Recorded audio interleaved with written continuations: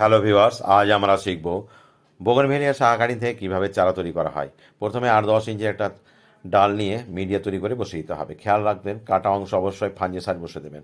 প্রথমে ছায়ায়, তারপরে রোদে দেবেন, তবে ফুল না হওয়া পর্যন্ত পটিং করবেন না। যেহেতু এই গাছে ফুল চলে এসছে, এবার পটিং করব।